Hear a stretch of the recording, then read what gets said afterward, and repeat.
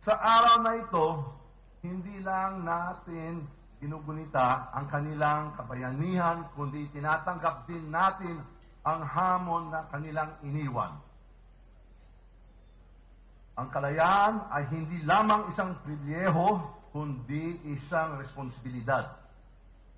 Tayo bilang mga Pilipino sa makabagong panahon ay may tungkuling ipagpatuloy ang laban para sa kalayaan.